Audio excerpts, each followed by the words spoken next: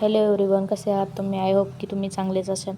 आणि माझ्या एका नवीन ब्लॉगमध्ये मी तुमचं सगळ्यांचं मनापासून स्वागत करते. तर आज इव्हिनिंगचा मी ब्लॉग बनवत आहे. तर मी ते तोंडात पाय वगैरे स्वच्छ धुवून घेतले आणि मला भाजी बनवायची होती म्हणून मी लसूण सोलून घेतला.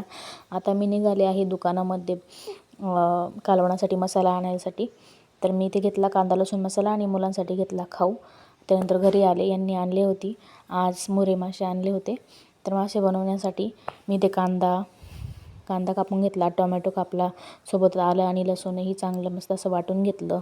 थोडीशी कोथिंबीर कापली आणि तव्यामध्ये मी एक टोप घेतला आणि टोपामध्ये तेल टाकलं. टाकून झाल्याच्यानंतर कांदा वगैरे टाकला.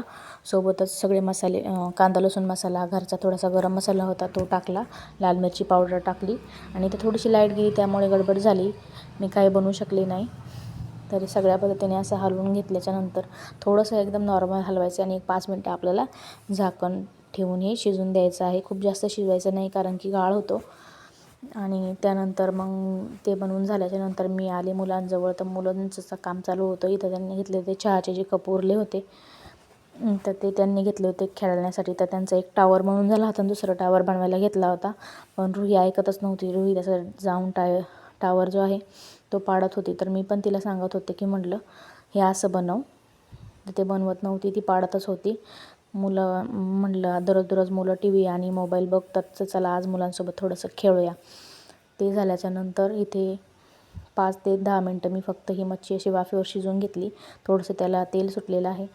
गॅस बंद करून टाकला आणि इथे माझ्या आणि मिस्टरांसाठी 2 बाजरीच्या भाकरी मस्तपैकी टाकून घेतल्या.